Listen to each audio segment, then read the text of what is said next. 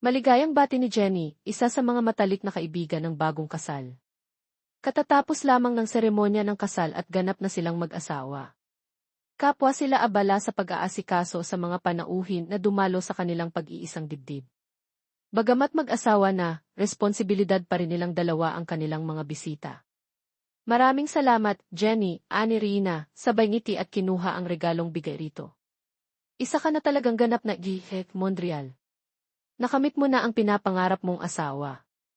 Anong feeling? Pabirong tanong ni Jenny kay Rina. Well, feel like a queen.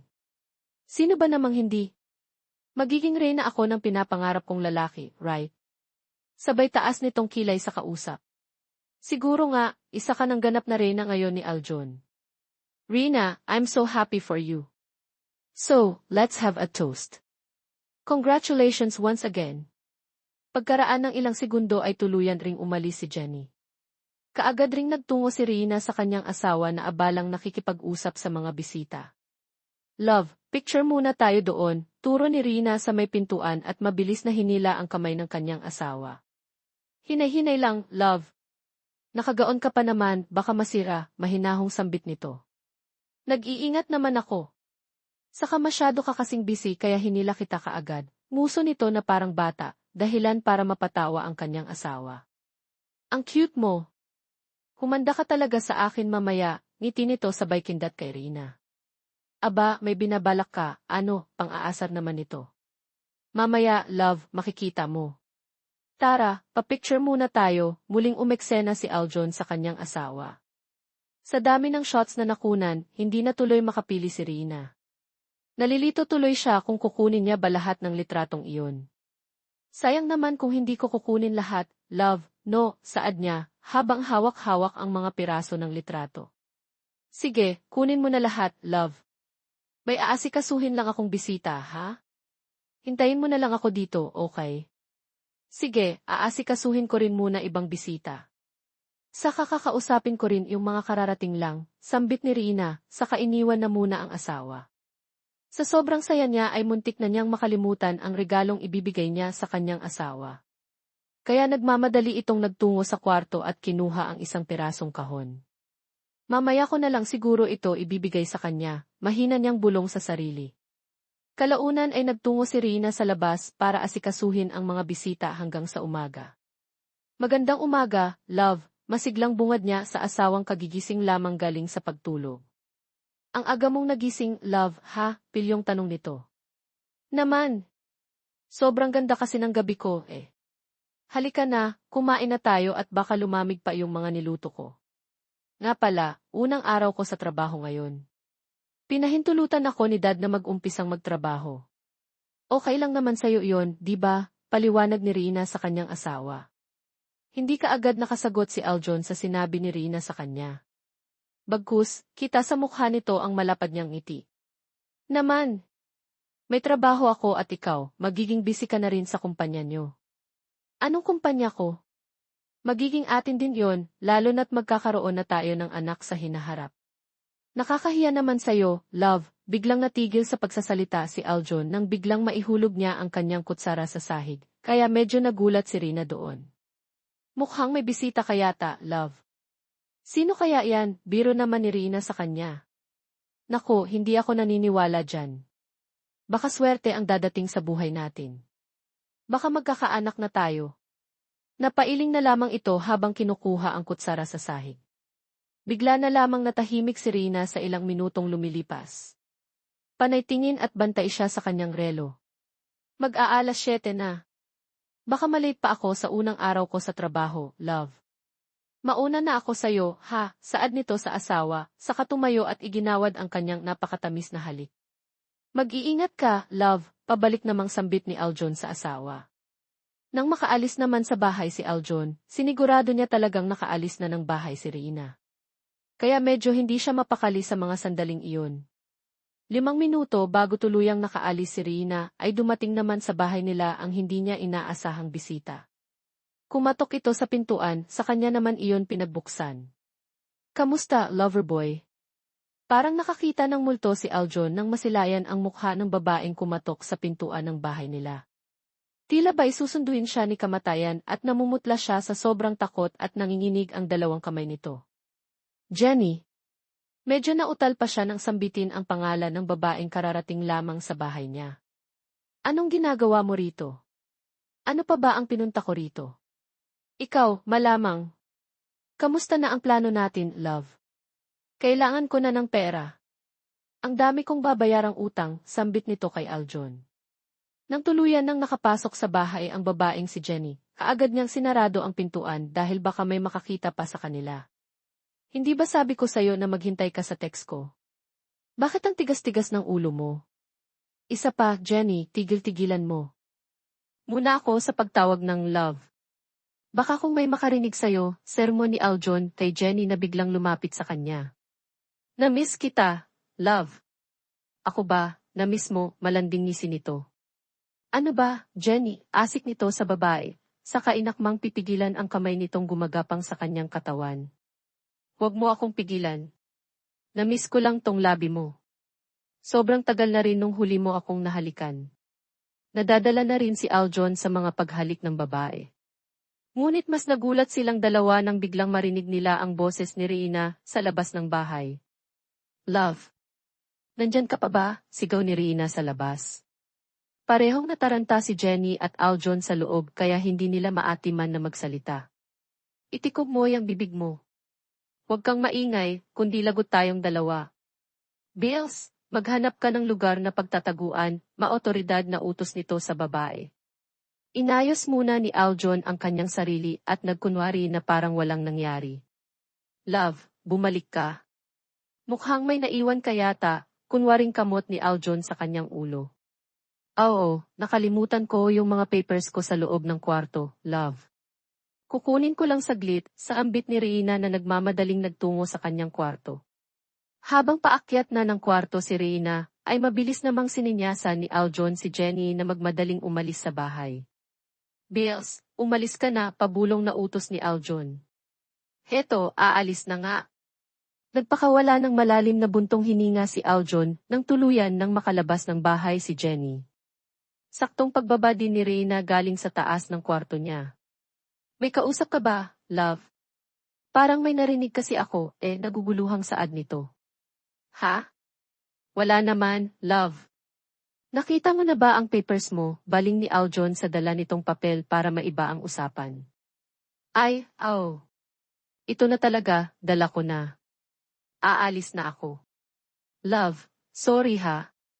Baka kasi malate ako I love you. Hindi na nakapagbigay ng halik sa pisngi si Reina kay Aljon, ngunit winagayway niya na lang ang kaliwang kamay tanda na aalis na siya. Napabuntong hininga na lang ulit ang lalaki nang tuluyan ng umalis ang kanyang asawa.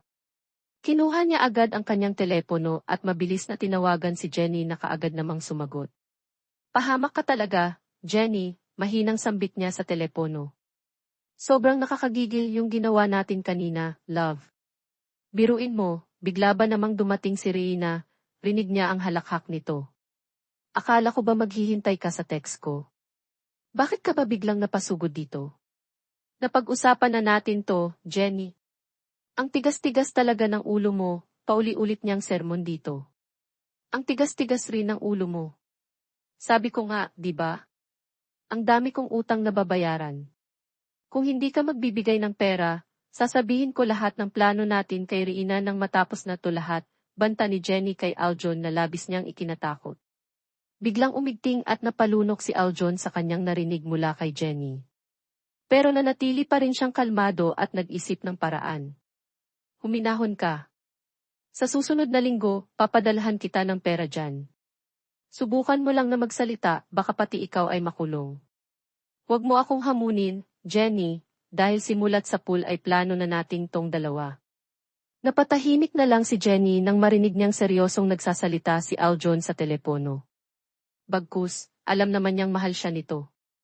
Okay, sorry. Basta padalhan mo na lang ako ng pera. I love you. Masunurin ka naman pala. I love you too, love. Pagtapos nilang mag-usap ni Jenny sa telepono, mabilis namang nagtungo si Aljon sa kanilang kwarto para magbihis nang makapunta na siya sa trabaho. Medyo late na rin kasi ang oras kaya nagmadali na rin itong kumilos. Kamusta ang transaksyon? Tanong ni Aljon sa isa niyang empleyado. Ang laki ng kita, boss. Patok na patok pala yung mga ganoon sa mga banyagang nagbabakasyon rito sa Pinas. Napangisi na lamang ito at agaran ng umupo sa kanyang malado na upuan. Mabuti. Nga pala, boss, may ipinapagawa si Master. Kailangan raw nating makabenta ng doble sa aabutin na buwan ng Oktubre. Dahil kung hindi raw, ipapatanggal niya lahat ng empleyado dito, paliwanag nito sa boss niya, kaya biglang nagbago ang ekspresyon nito sa mukha. Sa gabal. Ano bang gustong ibenta ni Master? Matumalang bentahan sa Oktubre. Nanadya ba siya, nangangalating usan ito sa harap ng kanyang empleyado? Hindi ko alam, boss. Basta ang sabi niya dapat doble ang benta, kundi lagot tayo. Anong gagawin natin, boss? Kukuha na ba tayo ng dagdag na empleyado? Rinig niyang suhestyon nito. Sira ulo ka ba? Gusto mo pang magdagdag ng empleyado? Wala na nga tayong sinasahod tapos magdadagdag pa talaga. Wala na bang matinong lalabas dyan sa bibig mo? Patawad, boss. Sisikapin ko pong makabenta ng doble sa Oktubre. Dapat lang. Makakaalis ka na. Ayoko makita ang pagmumukha mo rito hanggang wala ka pang naibibentang droga.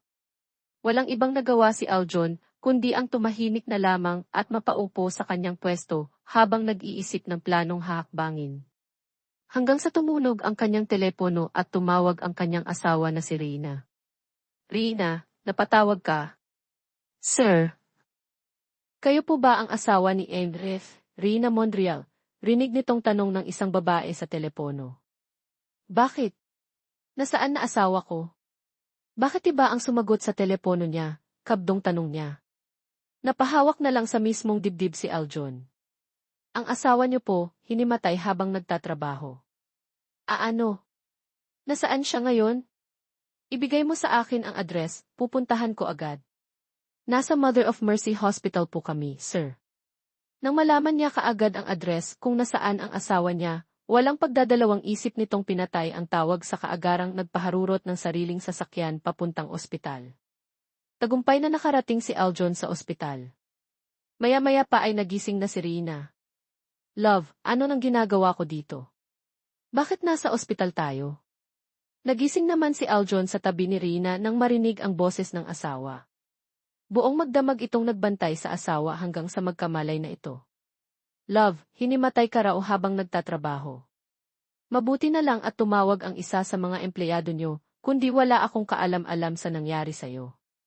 Sorry, love, huwag kang humingi ng tawad sa akin. Siguro pagod ka lang at kinakabahan kaya ganoon ang nagreaksyon ang katawan mo, paliwanag niya sa asawa. Sina mama at papa, pupunta ba sila dito? Tanong ni Rina. Papunta na sila dito, love. Huwag ka nang masyadong mag-alala. Tumango lamang si Rina at sa ilang minutong lumipas, dumating na ang kanyang mga magulang. Rina, anak, pag-aalalang anas ng kanyang ina at lumapit sa kanya sa kaginawaran siya ng yakap. Ma, maluha-luha pa nitong tawag sa ina. Hindi ba sabi ko sa'yo, anak, na ang asawa mo na lang ang magtrabaho sa kumpanya? Magiging inyo din naman yon. Ang tigas-tigas ng ulo mo, sermo ng kanyang ama. Pa naman. Kita niyo namang nakahiga ako dito sa ospital, tapos sermon lang ang makukuha ko. Gusto ko lang naman tulungan si Aljon. Ayoko rin kasing isipin niya na siya lang mag-isa ang nagtatrabaho. Gusto ko ring makatulong pa. Hindi kaagad nakapagsalita si Rina sa harapan ng kanyang ama, kaya muling bumuka ang bibig ng kanyang asawa para ipagtanggol siya. Pa, wag niyo naman pong pagalitan ang asawa ko. Naiintindihan ko naman kung bakit niya iyon nagawa. Gusto niya lang akong tulungan. Gusto niya lang na maging handa, baka sakaling magkaanak na kami. Hindi na natapos ang pagsasalita ni Aljon nang biglang tumaas ang boses ng ina ni Rina na ikinabigla nilang lahat. Hindi kaya nahihilo ka, anak, dahil buntis ka, bungad nito sa kanila na halatang natutuwa sa kanyang sinabi. Buntis? Ako, buntis, nautal nitong sambit. Bigla namang bumukas ang pintuan at pumasok ang isang babaeng doktor. Saktong naguguluhan sila sa sitwasyon ni Rina, kaya walang pagdadalawang isip na nagtanong ang kanyang ina patungkol dito. Dok, ano pala ang kalagayan ng anak ko? Hindi kaya buntis siya, natutuwang tanong nito na animoy kumikinang ang mga mata sa sobrang tuwa. Huwag sana kayong mabibigla sa ibabalita ko sa inyo, lalo na sa iyo, Mrs. Ano po iyon, Doc? Hindi po buntis si Mrs. Dala lang po ng matinding stress at pagod ang naging dahilan kung bakit siya nahihilo at tuluyang nahimatay. At kung magbuntis man ang misis mo, Mister, pakiingatan mo siya dahil magiging maselan ang magiging pagbubuntis niya. Paalala lang, huwag niyo pong papagurin ng sobra ang katawan mo. Paliwanag ng doktor dahilan para mapatahimik silang lahat at maging malungkot ang kanilang mukha. Hindi buntis ang anak ko, malungkot nitong tanong. Ikinalulungkot ko po pero hindi po buntis si Mrs. Narito po ang results ng kalagayan niya, pwede niyo pong tingnan. Salamat. Salamat din po, Doc, mariin na lamang na nagnilay-nilay si Rina sa sulok ng kanyang pinaghihigaan. Natahimik siya dahil sa simula pa lang ay may kutob siyang hindi pa talaga siya buntis. Pa, kung hindi niyo po mamamasamain, kakausapin ko lang ang asawa ko, paghingi ng paumanhin ni Aljon sa mga magulang ni Rina. Tumayo naman ang mga ito saka lumabas na muna para makapag-usap ang dalawa. Love, huwag ka nang malungkot. May susunod pa namang pagkakataon. Sigurado akong magkakaanak na tayo niyan, kausapin mo na ako, pilit nitong hinarap sa kanya ang asawa. Kitang-kita ang pagdausdos ng luha sa mga mata nito. Pero alam kong sabik ka na sa anak. Gustong-gusto mo nang magkaanak, hindi mo lang sinasabi sa akin, naluluha nitong sambit. Naiintindihan ko naman yon, kaya ngumiti ka na dyan. Sige ka, magtatampo ako, parang bata nitong sambit. Hay, sige na nga. Kung di lang kita sobrang mahal, baka hindi pa kita pinakinggan. Sorry, love, ha?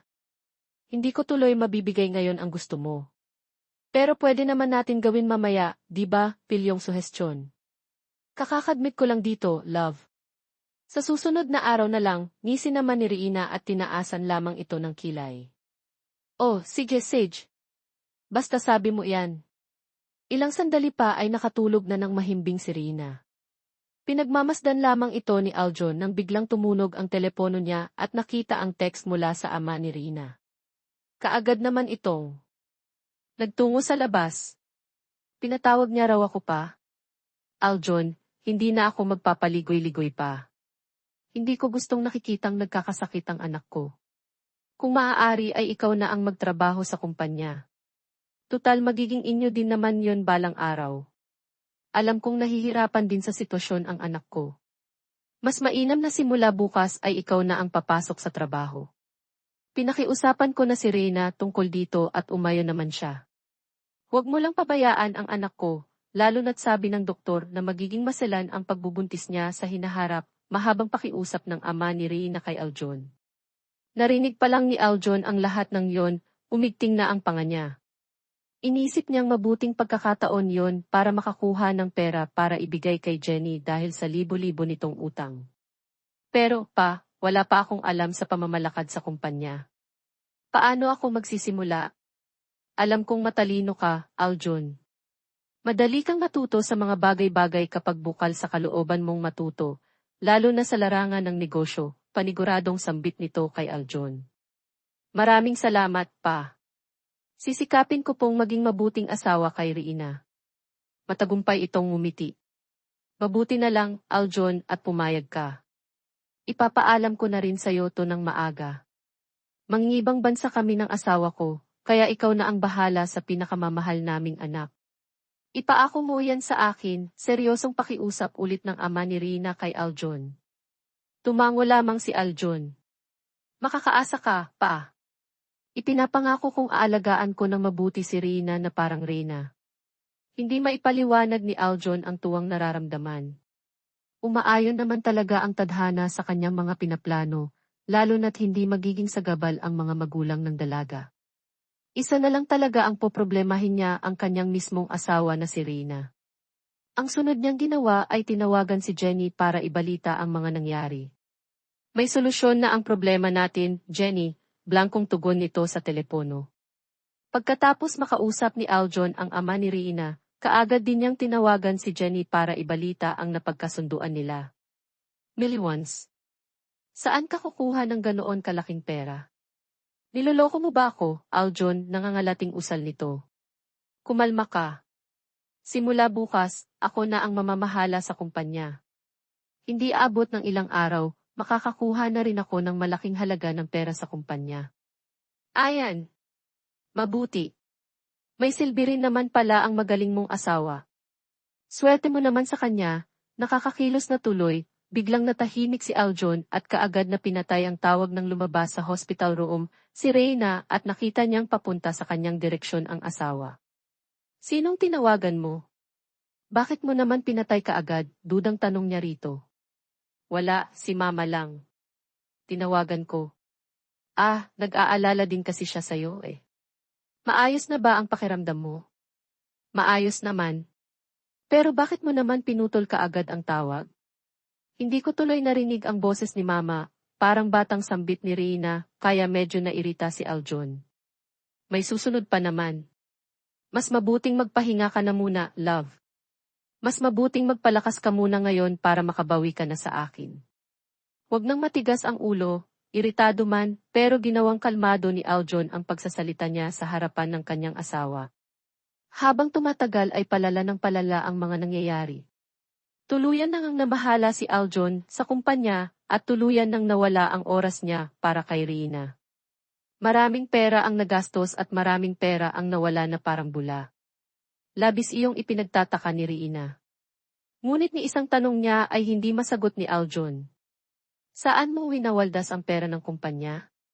Sagutin mo ako, maotoridad na sambit ni Reyna sa kanyang asawang halatang lasing. Pwede ba, Reyna? Tantanan mo ako sa mga walang kwentang pagtatanong-tanong mo. May meeting pa akong dadaluhan. Kaya pwede ba?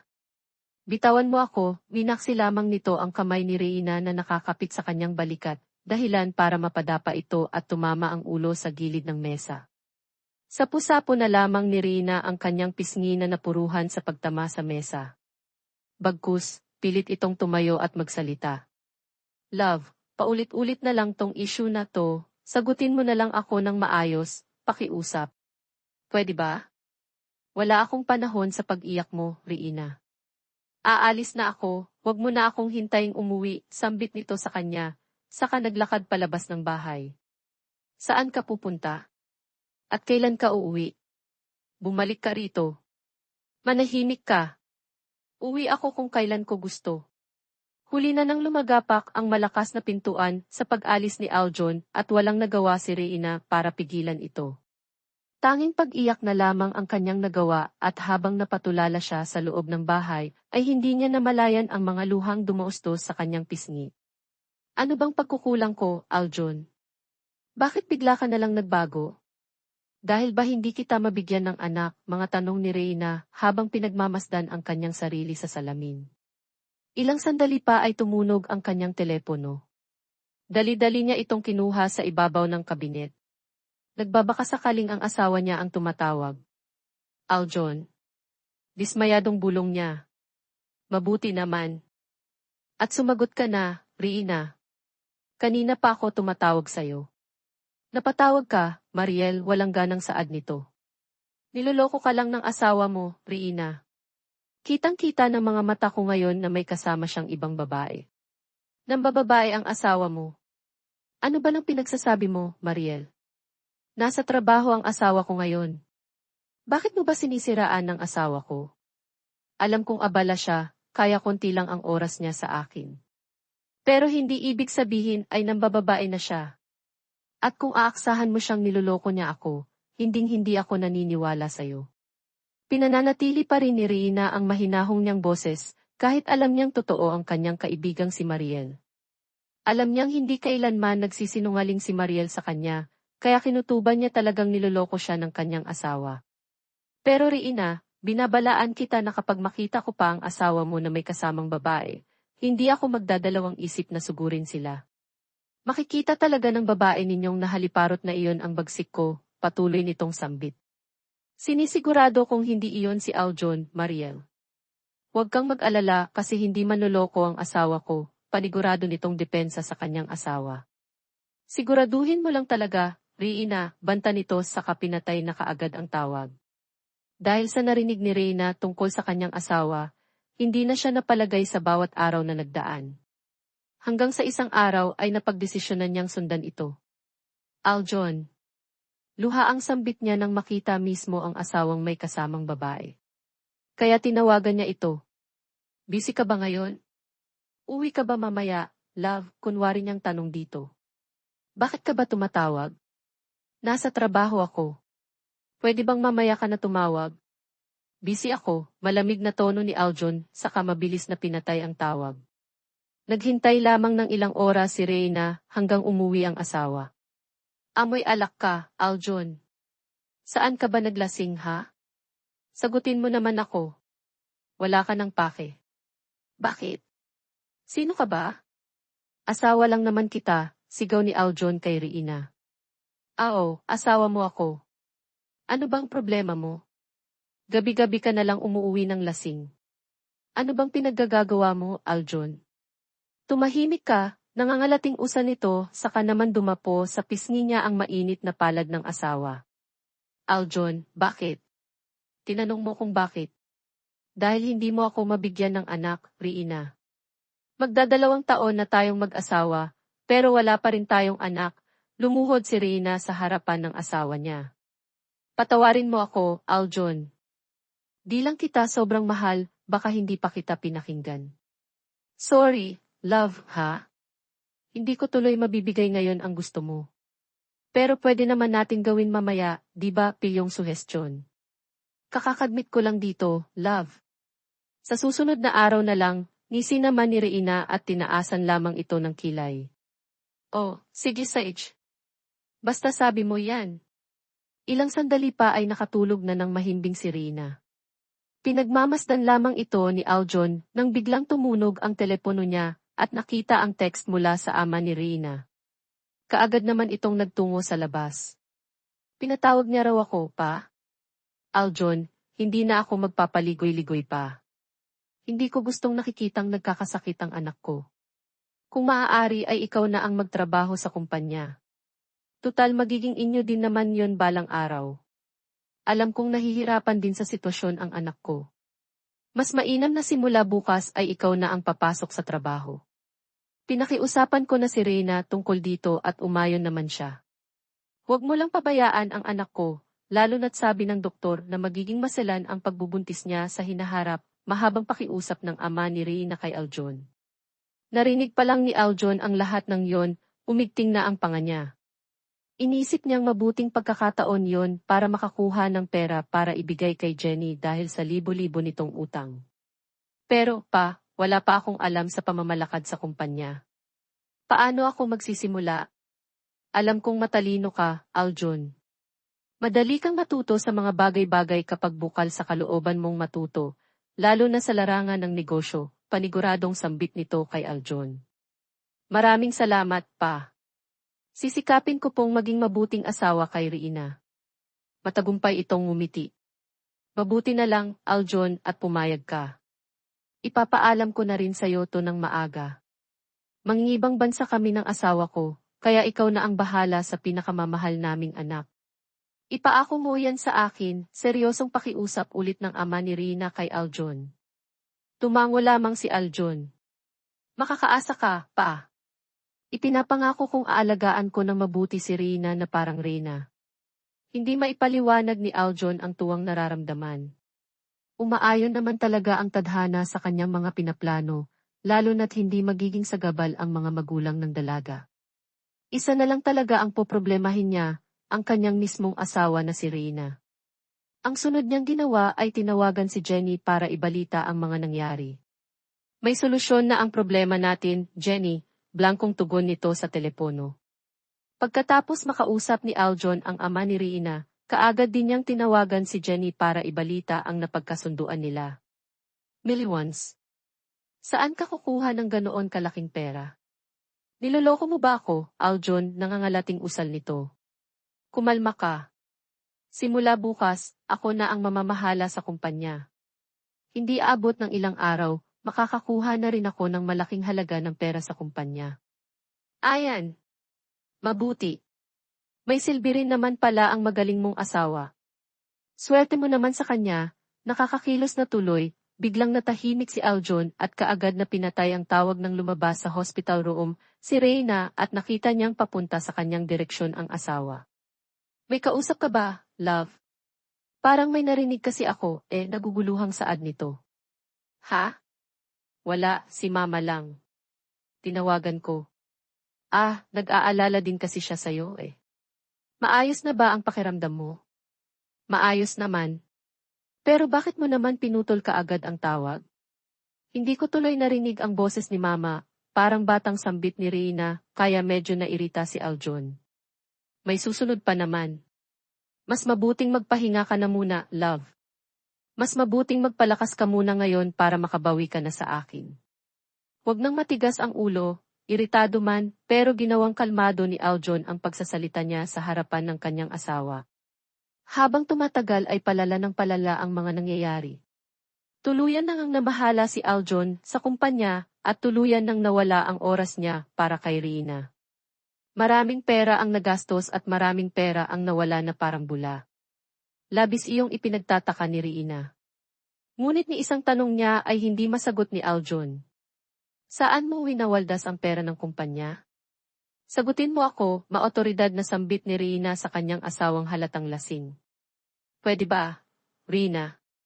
Tantanan mo ako sa mga walang kwentang pagtatanong-tanong mo. May meeting pa akong dadaluhan. Kaya pwede ba? Bitawan mo ako, winaksi lamang nito ang kamay ni Reyna na nakakapit sa kanyang balikat, dahilan para mapadapa ito at tumama ang ulo sa gilid ng mesa. Sapu-sapo na lamang ni Reyna ang kanyang pisngi na napuruhan sa pagtama sa mesa. Bagkus, pilit itong tumayo at magsalita. Love, paulit-ulit na lang tong issue na to, sagutin mo na lang ako ng maayos, pakiusap. Pwede ba? Wala akong panahon sa pag-iyak mo, Reyna. Aalis na ako, wag mo na akong hintaying umuwi, sambit nito sa kanya, saka naglakad palabas ng bahay. Saan ka pupunta? At kailan ka uuwi? Bumalik ka rito. Manahimik ka. Uwi ako kung kailan ko gusto. Huli na nang lumagapak ang malakas na pintuan sa pag-alis ni Aljon at walang nagawa si Reyna. Para pigilan ito. Tanging pag-iyak na lamang ang kanyang nagawa at habang napatulala siya sa loob ng bahay, ay hindi niya namalayan ang mga luhang dumaustos sa kanyang pisngi. Ano bang pagkukulang ko, Aljon? Bakit bigla ka nalang nagbago? Dahil ba hindi kita mabigyan ng anak, mga tanong ni Reyna habang pinagmamasdan ang kanyang sarili sa salamin. Ilang sandali pa ay tumunog ang kanyang telepono. Dali-dali niya itong kinuha sa ibabaw ng kabinet. Nagbabaka sakaling ang asawa niya ang tumatawag. Aljon. Dismayadong bulong niya. Mabuti naman at sumagot ka na, Reyna. Kanina pa ako tumatawag sa'yo. Napatawag ka, Mariel, walang ganang saad nito. Niloloko ka lang ng asawa mo, Reyna. Kitang-kita ng mga mata ko ngayon na may kasama siyang ibang babae. Nambababae ang asawa mo. Ano ba nang pinagsasabi mo, Mariel? Nasa trabaho ang asawa ko ngayon. Bakit mo ba sinisiraan ng asawa ko? Alam kong abala siya, kaya konti lang ang oras niya sa akin. Pero hindi ibig sabihin ay nambababae na siya. At kung aaksahan mo siyang niloloko niya ako, hinding-hindi ako naniniwala sa'yo. Pinananatili pa rin ni Reyna ang mahinahong niyang boses, kahit alam niyang totoo ang kanyang kaibigang si Mariel. Alam niyang hindi kailanman nagsisinungaling si Mariel sa kanya, kaya kinutuban niya talagang niloloko siya ng kanyang asawa. Pero Reyna, binabalaan kita na kapag makita ko pa ang asawa mo na may kasamang babae, hindi ako magdadalawang isip na sugurin sila. Makikita talaga ng babae ninyong nahaliparot na iyon ang bagsik ko, patuloy nitong sambit. Sinisigurado kong hindi iyon si Aljon, Mariel. Huwag kang mag-alala kasi hindi manloloko ang asawa ko, panigurado nitong depensa sa kanyang asawa. Siguraduhin mo lang talaga, Reyna, banta nito sa kapinatay na kaagad ang tawag. Dahil sa narinig ni Reyna tungkol sa kanyang asawa, hindi na siya napalagay sa bawat araw na nagdaan. Hanggang sa isang araw ay napagdesisyonan niyang sundan ito. Aljon. Luha ang sambit niya nang makita mismo ang asawang may kasamang babae. Kaya tinawagan niya ito. Busy ka ba ngayon? Uwi ka ba mamaya, love, kunwari niyang tanong dito. Bakit ka ba tumatawag? Nasa trabaho ako. Pwede bang mamaya ka na tumawag? Busy ako, malamig na tono ni Aljon, saka mabilis na pinatay ang tawag. Naghintay lamang ng ilang oras si Reyna hanggang umuwi ang asawa. Amoy alak ka, Aljon. Saan ka ba naglasing ha? Sagutin mo naman ako. Wala ka ng pake. Bakit? Sino ka ba? Asawa lang naman kita, sigaw ni Aljon kay Reyna. Asawa mo ako. Ano bang problema mo? Gabi-gabi ka na lang umuuwi ng lasing. Ano bang pinaggagawa mo, Aljon? Tumahimik ka, nangangalating usa nito, saka naman dumapo sa pisngi niya ang mainit na palad ng asawa.